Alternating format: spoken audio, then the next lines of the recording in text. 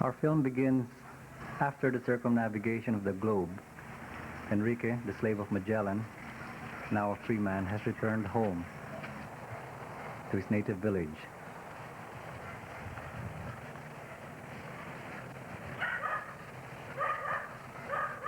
On the soundtrack, we should hear sounds of a wild boar.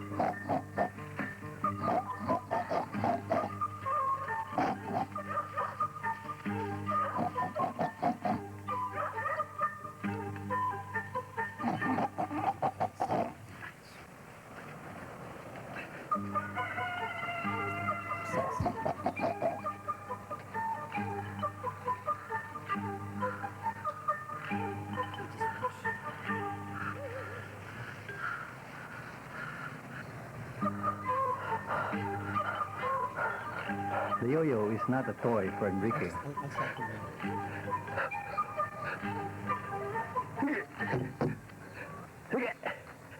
The yo-yo is recorded in a 17th century French document as an original Philippine jungle weapon.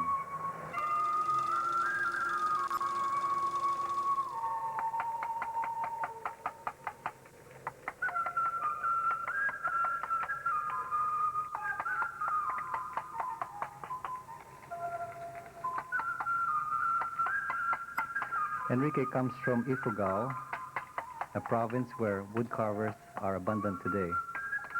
Throughout the film, we will see Pigafetta writing entries of the voyage into his journal.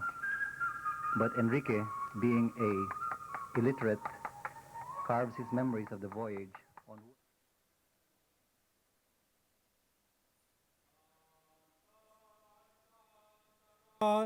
Ta ta ta ta ta ta ran ta ta ta ta tan tan tan tan tan taran tan ta tan tan taran tan taran tan tan tan ta tan ta ta ta tan tan taran ta ta ta tan tan tan tan tan tan taran tan ta tan tan ta tan tararan tan ta tan ta tan tarara ran tan taran. And now, having completed his requirements for a PhD in blockbuster filmmaking, the University of Hollywood hereby confers this PhD, summa cum laude, to Kidlat Tahimik.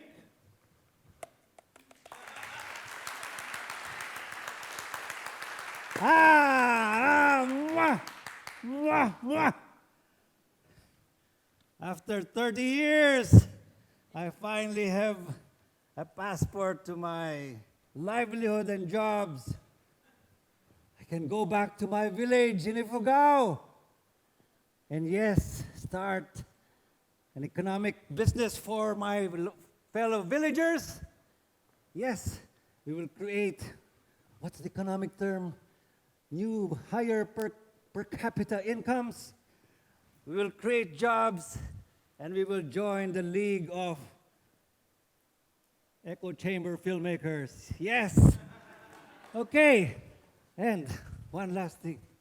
You know, before I left the University of Hollywood, not only did they give me this precious diploma, but they got financing for my dissertation film, Sex in the Terraces. Okay, Mama, here I am, I'm coming.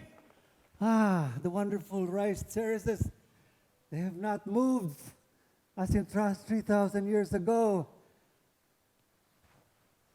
Mama,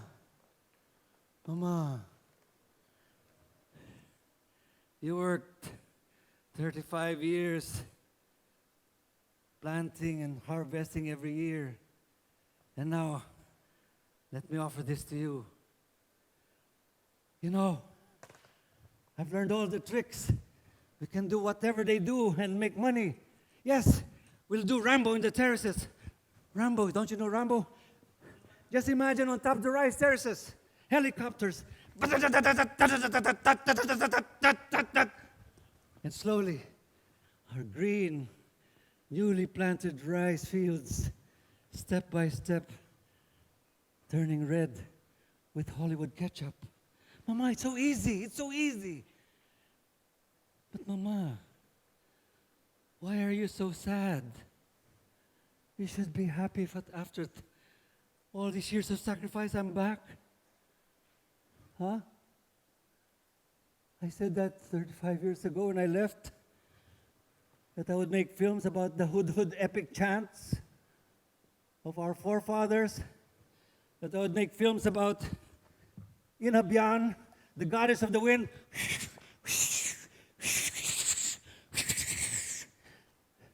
that I would make films about the great engineering prowess of our forefathers who built these rice terraces deeper than Grand Canyon 3,000 years ago without a single cent of US aid.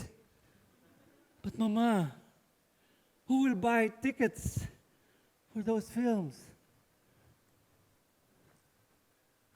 Well, maybe some of these people. But let me just, Mama, I have not lost touch with our culture. Though I've been long away, I still have our beat.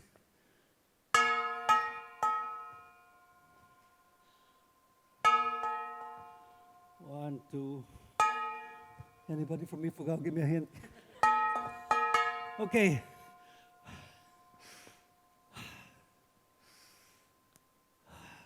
Concentrate. Focus.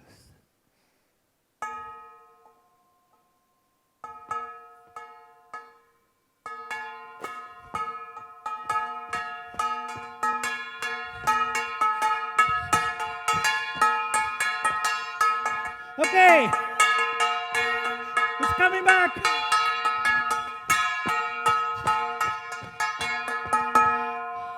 Okay. But how did we tell stories in the old days without the Ariflex of Germany, the Sony of Japan, the picture cameras of Hollywood? How did we tell stories without these?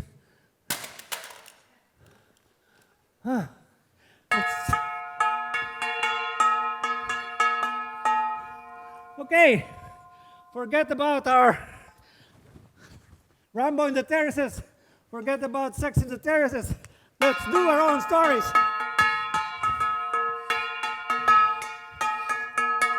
Wait. Apo Lopez Nauyak, how did you tell stories in the past? We did it our own way. We could tell stories with our own simple technology. Okay. Come on, you're on bamboo camera. Tomorrow we have rehearsals, auditions. Who will play? Inabyan, goddess of the wind. Hur, please come over tomorrow for auditions. Yes, tomorrow we start our own local industry.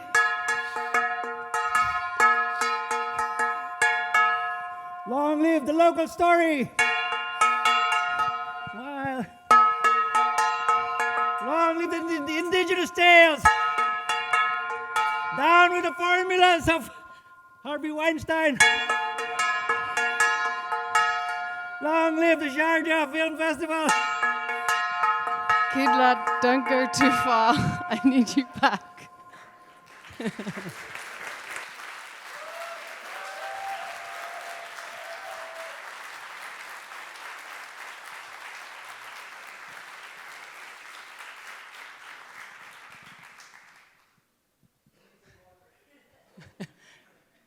Water for Kidlat, please.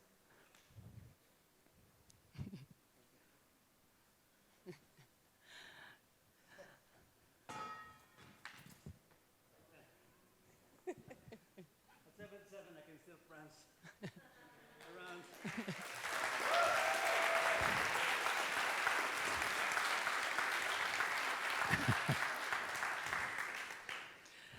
I have to admit, Kidlat, that you've had a very big impact on me and the way that I think about the work that I do. When I met you, I immediately fell in need of your wit, your words, your collage, your nurturing of family and community. But it was ultimately your attitude that had me locked. This bathala, the means of adapting to constant change.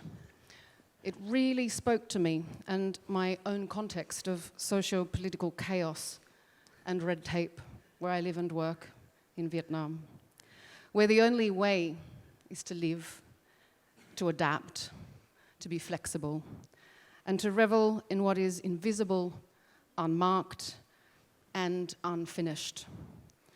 I found your art and your words returning to me when I felt need of peace, guidance. And I think it is this presence within you of an intergenerational, interdependent ethos, what you've taught me is called kapwa, that has particularly made my eye seek a de-learning of my academic and institutional training. Can you share a little with us about these two concepts, bathala and kapwa, and how they have been an influence on your life? Maybe we need to breathe first. Kapwa is, let's start with the fact that it's not an ethos, as your question had. It's not a conscious philosophy. Kapwa is a cultural orientation of people in the Philippines. And I'm sure it's shared by some cultures around the world. Kapwa is the projection of the self to the other. It's an including orientation. You include the other in whatever you do, whatever actions, decisions, or whatever films or installations you make. You think of the other because you're an integral part of a larger spiritual and community grouping. Maybe we can think of it as a paradigm, to use an academic term, as a paradigm opposite, let's say, to what you have in industrial societies, where industrial societies have made you and me compete with each other. And therefore, the individualistic culture takes over. And yeah, you're my friend, Zoe, and I'm your friend, but I'm after your job, and she's after my job. So let's build our fences and make sure that we don't trespass. So this kind of orientation, kapwa, is, you feel it with, well, first of all, with your immediate family. Let's run some of the visuals, okay? You run it with your family, and maybe kapwa becomes my first subject for my film or my kids. It also runs into your larger area around you, but maybe your bigger spheres like your alumni association or your fellow people in a workplace. But in the end, it's a very wide orientation that makes, maybe the MBAs would say that cuts progress because you're always dragging with everybody else instead of being the one individualist who just gets ahead. Anyway, kapwa is it's a shared compassion that people have, and therefore when they do things, it is with that feeling of a communal goal and a communal outcome. And how does that impact ideas of bathala now? Okay, related to that is, okay, the way I work, many friends have said I'm over-optimistic. I start filming without a budget. They always tell you, don't shoot your first frame. That's in film school. They always say, don't shoot your first film frame until you've had your first $1 million, whatever. I've learned, as long as I have my little equipment, and then I have my actors, like my community in a commune that I lived with. This allows me to start telling the story. And the thing, we go now into bathala na. Bathala na is another orientation where we do the best we can. We exert our brain, our brawn, our soul, our heart, our aura, everything that we can to get something done. But the final outcome, you live to the will of the cosmos. But this allows you to go and accomplish things because you have that confidence in some kind of a benevolent cosmos. And I think over the years, like my last film, which those of you who want to see it tonight, it took me 35 years to reach the finish line. And after 35 years, when I premiered at Berlin in 2015, I'm still tweaking it, still adding here and there. So it's bathala na and kapwa are a way of engaging both, I think, your people who you work with. It's not like I pay you $100,000, I pay $100,000, and okay, at the end of the filming, bye-bye. This is the kind of way that's why, even if I have no timetable, I've been able to do some crazy films. So you were born in Baguio, which is a key colonial site in the Cordillera region, in the central mountain ranges of Luzon, in the north of the Philippines. Your life's work has been ensconced in the Igorot traditions of these northern Filipina indigenous communities. Indeed, you have been embraced as brother by the Ifugao tribe particularly. Today's world is divided by the language of identity and its binding to political prejudice. Do you believe it is your connection to and with these traditional communities that your criticality towards technology and its Western inference of colonial value was given particular force and humor? I think the circumstances of where I was born and where I was raised have a lot to do with whatever humor or philosophical funniness that you find in my films. I was born in Baguio. Baguio is a colonial hill station. When the Americans took over the Philippines in 1898, they found out that it's too hot to govern in the capital. Let's find a hill station. They found these nice meadows settled, and it was in the midst of the Cordillera tribes. These are 5 or 6 different tribal groups who were declared by the colonialists as you heathens, backward, primitives, etc. And through their policy of benevolent assimilation, just be like us, and maybe you will find progress and happiness. It was much later when I took this for granted. I had a lot of Igorot and Ifugao playmates, but I had a very Western education with American nuns and the Belgian priests. But I think after 1/3 of a century, sleeping in my cocoon of colonial dreams, I woke up, and I think my waking up was completed by doing my first film, The Perfume Nightmare. So having the Ifugao people, is it running? Can we have some images? The Ifugao tribe in this village adopted me, and I have been living with them for the last 24 years off and on. I began to learn more about, maybe it was a mirror to me, what was also the way I was living in our modernized sectors of the Philippines. Since we were following the consumer dream and the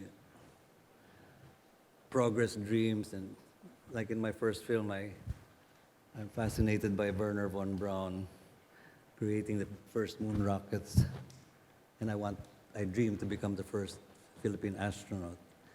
So that summarizes in a way what a lot of people in my country dream.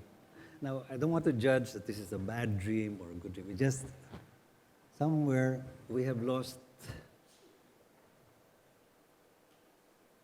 that orientation that these people have. It's not just going back to the Stone Age and being a simple lifestyle. It's really maybe the aims of the society that we get through our public school education. Kill all the values that have, very rich values that the indigenous people have. The Ifugaos built the rice terraces 3,000 years ago. And it's been declared by UNESCO as a living cultural heritage. Meaning, it's not like the Great Wall of China or the pyramids of Egypt. Those are dead monuments. The rice terraces are continuing to be planted every year and harvested. And the rice cycle lives on.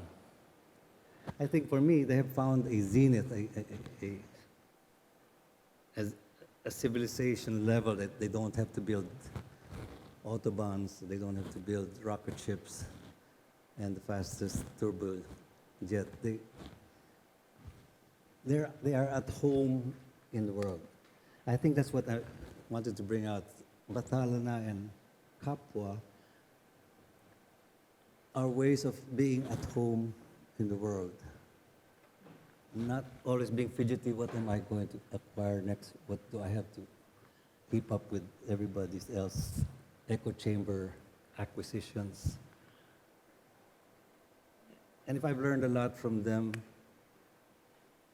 I think it's just knowing that, kapwa. When you go further into the inlands, the indigenous people think of their kapwa. Kapwa is like your fellow person that you include, but they think also of nature, your kapwa trees, your kapwa river, your kapwa mountain. And maybe this is why they never abused nature, but maybe it's those who have been co-opted already into the dream. But for most people, they get what they need. I want to build a house, I'll cut 1 or 2 trees. And I'll talk to the tree before I incorporate him into my life. And I will never accept a chainsaw from a Japanese businessman who will say, okay, I want that whole forest, here's a couple of chainsaws and deliver it, and you'll get a big sum of money. There's an internal cultural break. It's an inner break system within the culture of the indigenous people that they won't just for some kind of a philosophy, whether it's capitalistic or what, they will not just raise down a whole forest for a singular profit. They have that harmony, the kapwa with nature, yes. So that has influenced a lot of my thinking. It has influenced a lot of my approach to making films. And I think after 20 years of really understanding them, I'm learning to be more at home in the world and learning to beat my gong back in rhythm. Yes, no, you've definitely been traveling a lot the last 5 years particularly. But one of the other aspects that I notice about this particular relationship to the Igorot, when I came to visit you and to meet your community, I was struck by the numbers of storytellers in your family, in your friends, and how that storytelling means of everyday life and imagination is present also in your films. Indeed, much of my own work with artists, I'm compelled with storytelling also, historical storytellers particularly. And so that's a key tool that you'll find across Journey Beyond the Arrow as an exhibition. But your own engagement and wording of history has also been a very central node of my own mapping for this particular opportunity with the Sharjah Biennial. Like, I'm struck by your bamboo camera, your suspicion of what you call the Trojan idiot box, which he means the television. And if you look at his installation, you'll see a huge Trojan sculpture also with a bamboo camera head. I also love the way you play with an acronym in your films. For example, you say IMF equals I am furious yellow, which is inferring the third world, which we all know actually stands for International Monetary Fund. But your role of storytelling, what role does this have in your films and in your sculptures? Do the stories come first, or do the symbols and documentation that you take constantly, because you're always carrying a camera, does that prompt first? So is it symbols and documentation, or is it storytelling? Well, since I'm branded as a filmmaker, let me start with my stories don't begin with a written script. I have a broad beginning, middle, and end, and each shooting day depends on what the cosmos suggests, which means whatever my kids or my family or even being in an unusual place. But I always start with a story that, okay, for example, I just got this with FedEx, as if I didn't have enough wood here. Okay, I heard the story of Inabian, and I know, why did I hear this as a child?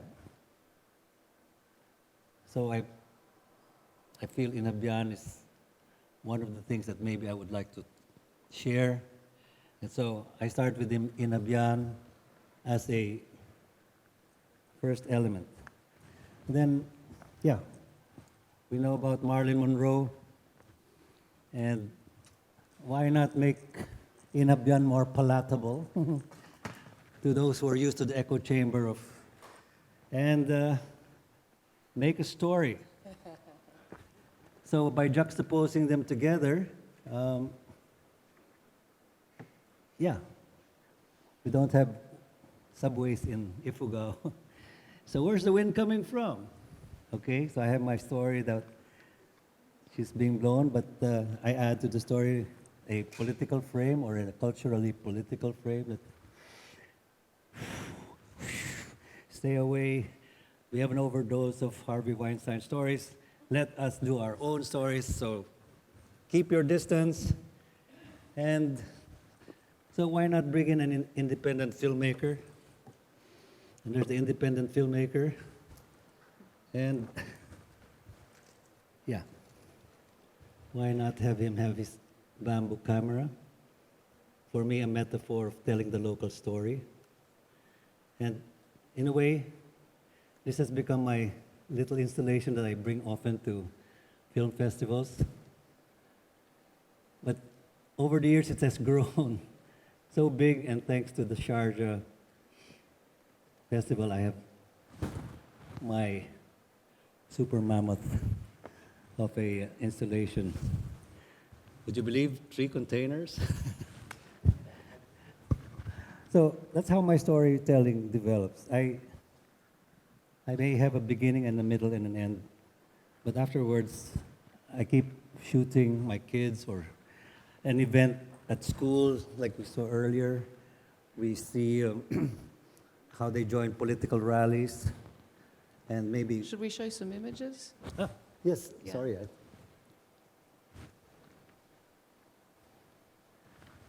So I include travels with the kids.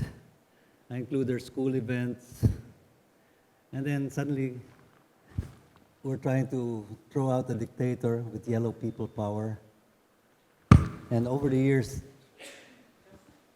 cans of film are piling up in my room, like these elements, and I just start putting them together. And yeah, maybe I hear my kids asking, why are we demonstrating for democracy? What means democracy?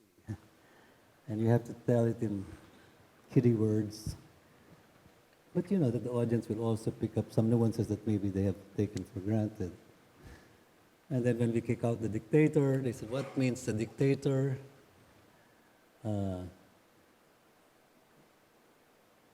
Things like this find their way into the film, and then it develops layers of, I won't call it intellectual thinking, but it develops some kind of a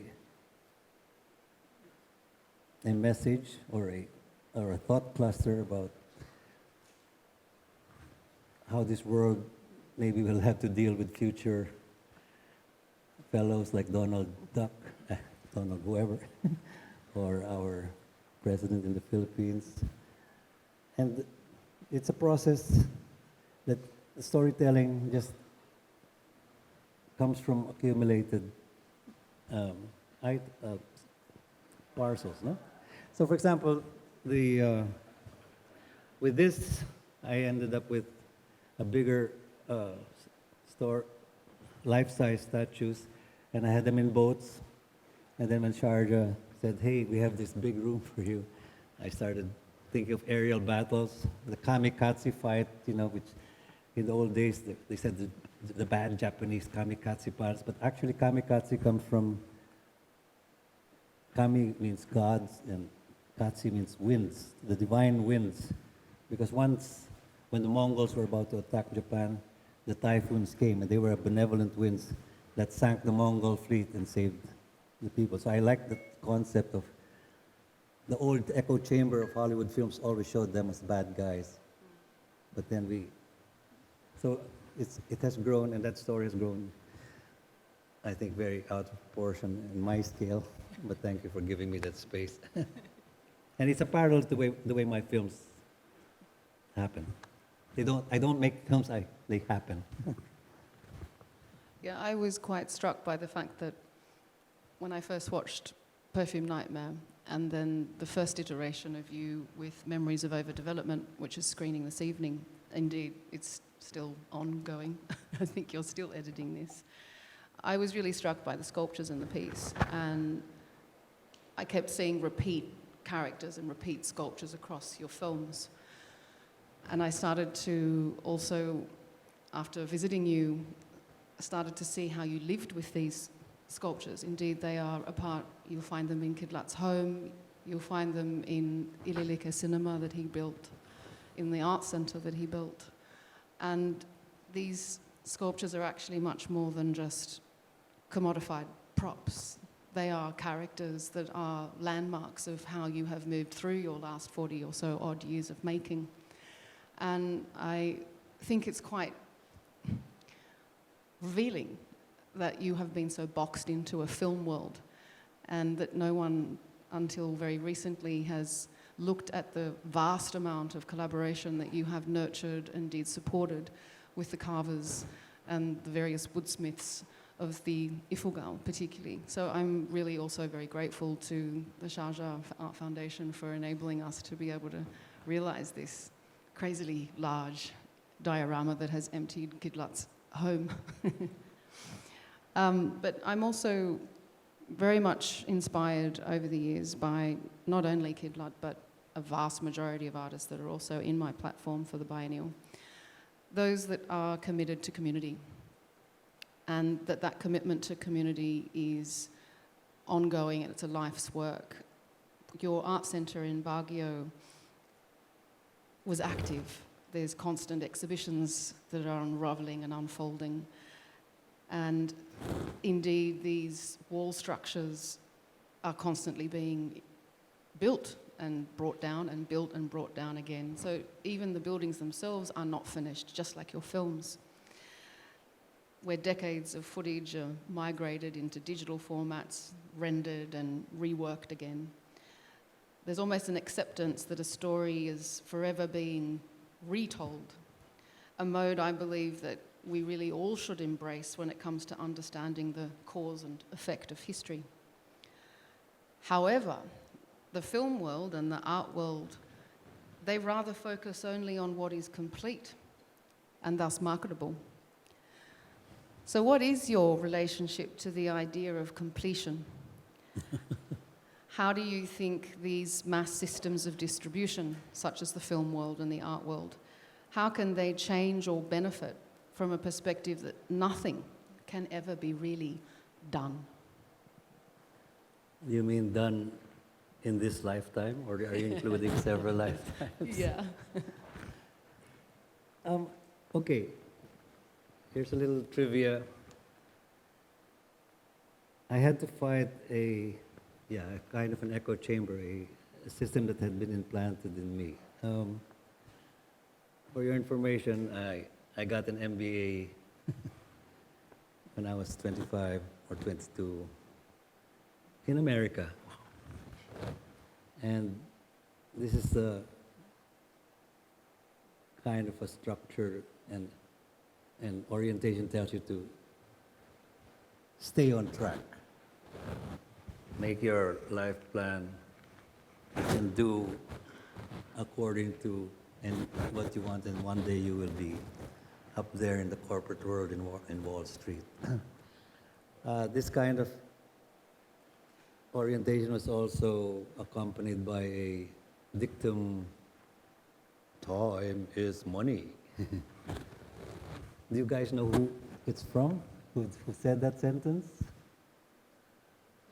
Guess who? It's Benjamin Franklin, the guy who discovered lightning. And my name, Kidlat, means lightning, by the way. Well, anyway, I had to break out from those, what do you call this? Tunnel vision. I started by, well, when I started by tearing my diploma. Now, it's not as simple as tearing your diploma. You have to sort of also work in a way that is not tied to getting big finances, getting loans, and doing it the Hollywood way. By the way, I can enjoy Hollywood films. I just said I found a path that could allow me to go an alternative way. I made a film, Who Invented the Yo-Yo, Who Invented the Moon Buggy? The answer to those questions are Filipinos, okay?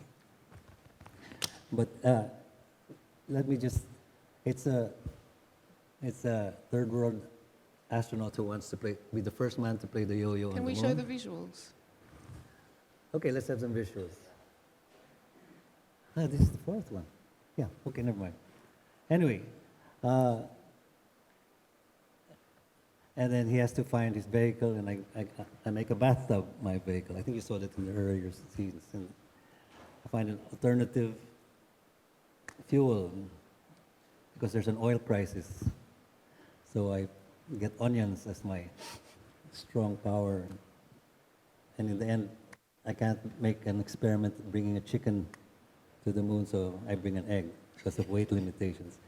All these kinds of discoveries, I think, while I made it into a film, which by the way was shown in Houston at the NASA headquarters, I wasn't really trying to satirize their big bucks, blockbuster type of sending a man to the moon. But it was just finding alternative ways so that you're not trapped in their high-tech echo chamber. And therefore, you can do things in a simpler way. Now, that's the way I have come up with my never-ending stories. My films have no scripts. And the architecture that I do has no blueprint. I'm going to get in trouble with City Hall sometimes, but I work with very experienced carpenters, and I think with that I can play, just like when I played with the installation and it grew beyond my dreams. So it's a work style. I have no time is money play date for a film. I can involve my kids in my film. And as a matter of fact, this last film, the one I'm showing today, my second son, Kawayan, was about 2 years old when I began the film. And maybe it was a cosmic design that I had to wait. I didn't know how I was going to continue the film, but when I started finishing it in 2014, my son had grown big enough to have a nice Magellan-like beard. And said, okay, you're going to play Magellan. Now, was this a cosmic design or was this just plain luck? I know a lot of things. I work with that kind of optimism. I won't recommend it to film students, I think, but I think you can get away from this super planning, super time is money, super blueprinted structures, and come up with a playful and yet serious statement. 2 years ago, there was the Flaherty Seminar, which is held every year. And the organizer was a Harvard professor, and his theme was play. And my yo-yo film was a prime example of just not only the way it's made, but also just how my rickety rocket ship to the moon allows me to become the first man to play the moon. This evolution of cosmic suggestions, maybe, from day to day, and also re-editing and throwing out things and bringing in new things, because they were not locked in by a preconceived script. And usually preconceived scripts are tied to a commodity that is going to be put on the grocery shelf. I think that's how, I was writing a paper. I had to deliver a talk at Duke University in '87. And they told me, please, you have to write something. I said, I want to do it extemporaneously. Please write something so that we can give you an honorarium. Okay, so I started typing, and I was on the plane. We didn't have laptops in those days, so I was typing on my small portable Corona. And I wrote there, cups of gas filmmaking, cups of gas, 1 cup at a time, versus full tank credit card filmmaking. And I did a typographical error. So cups of gas filmmaking, double M, and then full tank credit card filmmaking. Instead of double M, I actually typed double L, filmmaking. And I said, oh, it's a cosmic typographical error. It says it all. I'm not going to be making films for the grocery shelf. Next, which I think what the commercial world has done with making films in the commodity. I can allow my stories to come from, like in Habyan, the goddess of the wind. Let those stories come out and not just do the repeat stories of box office. By the way, I have respect for Marilyn Monroe. She's just an icon for a juxtaposition. And if I can do that, I can also share what the old ancient wisdom of the old cultures. My best friend, he was also in that film. He's the Ifugao elder, and he always mispronounced the word indigenous. Yeah, he would say, we indigenous people have been taken for granted. We must defend our indigenous culture. And wow, he had combined the word genius with indigenous. And that's something we are losing if we just go into the echo chamber that is dominating the world today. Perhaps this indigenous mindset has so much to share. It's out of the box, it's out of the echo chamber. Unfortunately, it's out of this world at the moment. But maybe if the indie filmmaker can focus his camera on the indigenous stories. I think there's still hope that maybe we will wake up one day, like I woke up out of my cocoon of industrialized dreams and just come more down to earth. And maybe that's what Sharjah Festival is also trying to get artists. It's you getting me over here. On that note, thank you very much, Kidlat.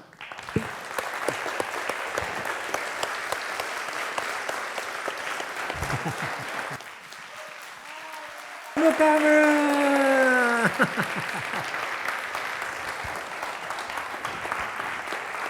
Thank you. Okay.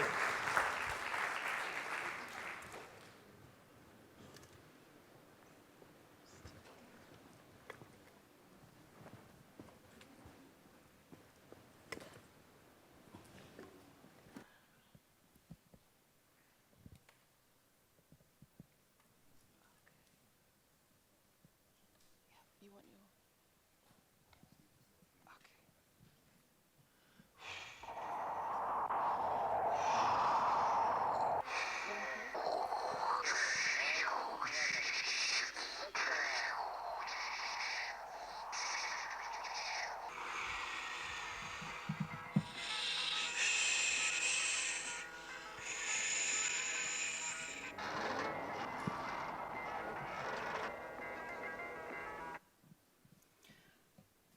And on we go. Constructs of gender are not a natural phenomenon. We are not born intrinsically understanding the social differences between man and woman. The social world, its cultural, political, and religious frames, often violently and with great assumption, assume that this image and thus function operates uniformly across the globe, breeding prejudice, judgment, and ultimately fear. Questions of gender, its current socio-political frames and impact, are explored and empowered here today in this following relay by Anis Shoshen, Lisa Rehana, and Naomi Unger, engaging the welding of Arab, Pacific, and African imaginations.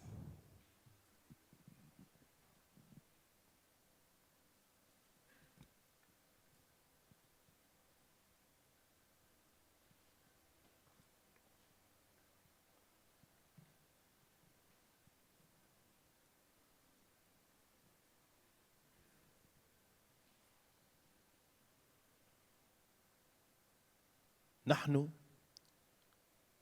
نعيش في مجتمع ذكوري أحمق، تفكيره سطحي وأخرق، يدعي أن المرأة حرة، ثم يأتيها على حين غرة ويقول لها أنت عورة، أنت فقط عورة، فلا بد لك سيدتي الآن من ثورة على ذكر يراك فقط وليمة فوق الفراش، أما ذاتك ليس مهما إن ماتت في غرفة الإنعاش.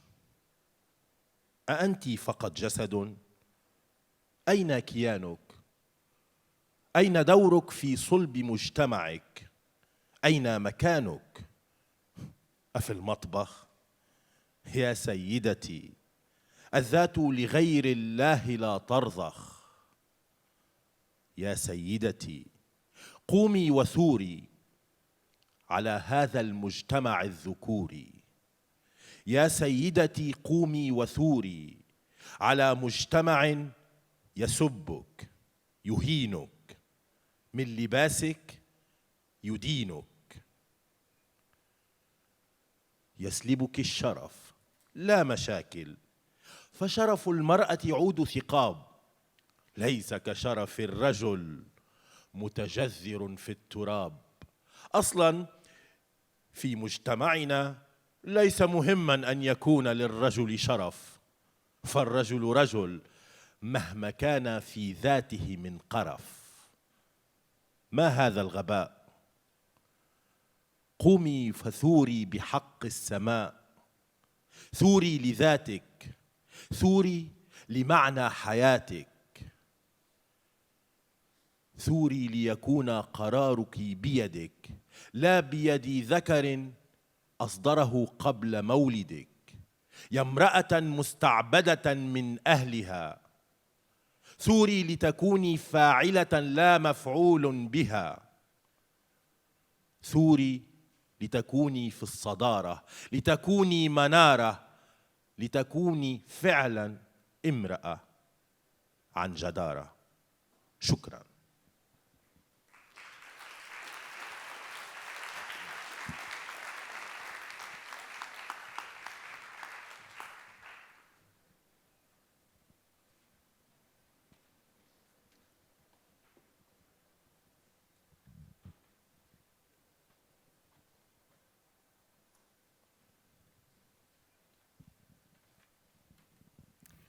Kia ora koutou katoa, ngā mihi nui kia koutou.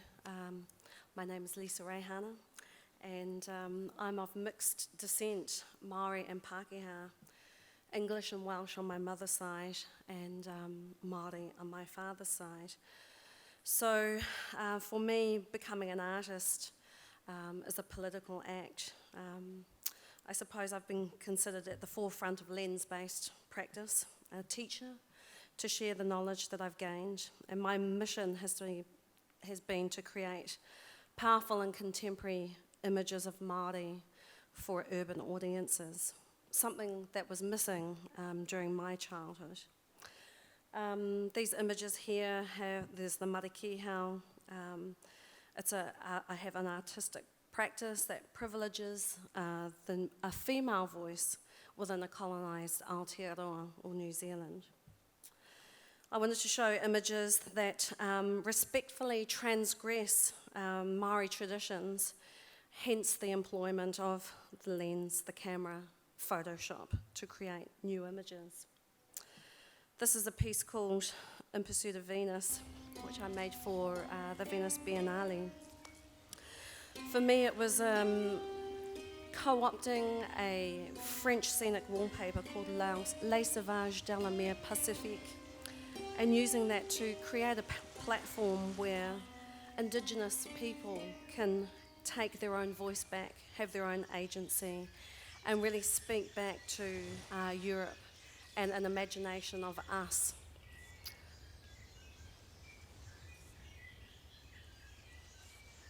The wallpaper gave me an opportunity to invite people into a utopian Tahitian space, something that is a non-space, it's nowhere, and because of that, it became a platform for many, many languages to speak. The work that I've made here for Sharjah Biennial, and thank you to all the organisers for this opportunity, is Nomads of the Sea, and it was my great privilege to be able to make my first 3D film, a frightening prospect. If you can see the 3D camera, I wanted to show this and share this with some of the video artists, because they're very keen to know how you can put something together of this scale.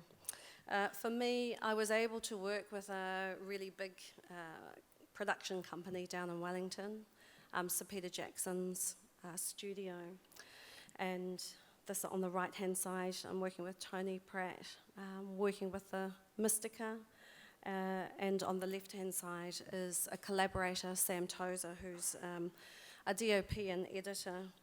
But I think for me it was an opportunity to use a trick, a 3D technique, but to tell histories and tell her stories.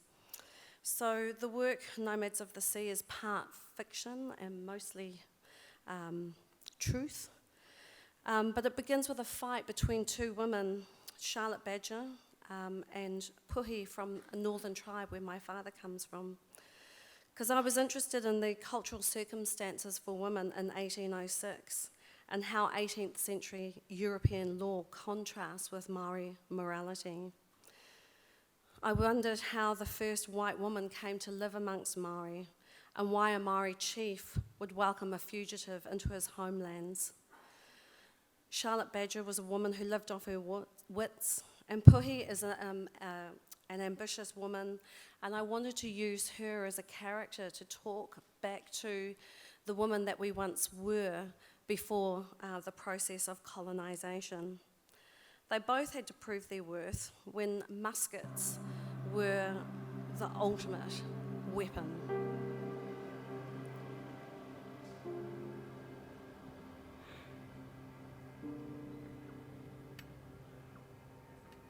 Yaha hai tu ngā pū.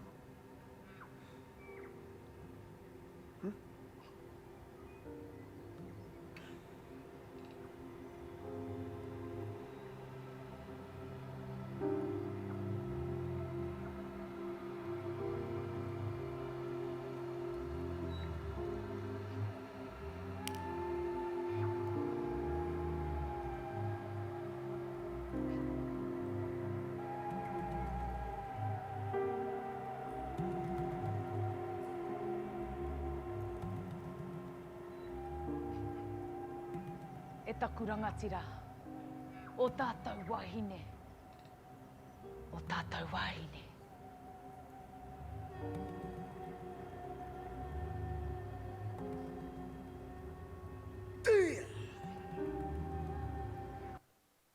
So Nomads of the Sea is a story about survival, survival of women and survival of culture.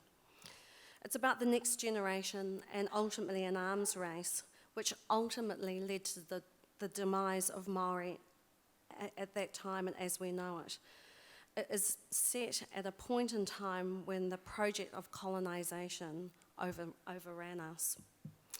So my interest in women's stories is very important to me. This is a few images of the next work that I will be working on as soon as I get back to New Zealand. I really can't wait. This is some images of Nancy Weejohn, who's a wonderful dancer. And I'm really going back again to our creation stories. I'm looking at Papatuanuku and her son Tane. Papatuanuku is the Earth Mother, and Tane is the god that separated our ultimate parents. I'm kind of really rethinking these, people call them myths, but of course these are true stories for us. It's who we whakapapatu, our genealogies relate back to these people. And just thinking about them in terms of, I suppose, the Oedipus complex. A couple of days ago, a show opened in New Zealand, and it's a collective of women that I work with called the Pacific Sisters. What we foreground is a traditional way of sharing knowledge, food, and childcare. We're all trailblazers asserting a new urban culture in the early 1990s. And for us, it was the relationship between men and women that must be nurtured, celebrated, and redetermined. So Pacific Sisters uses traditional Pacific materials in new ways. And we create, we're called the fashion activists. I suppose we use the catwalk as a place to display Pacific bodies of all shapes and sizes. It's also a place where boys can be girls, girls can be boys, and women are goddesses. Thank you.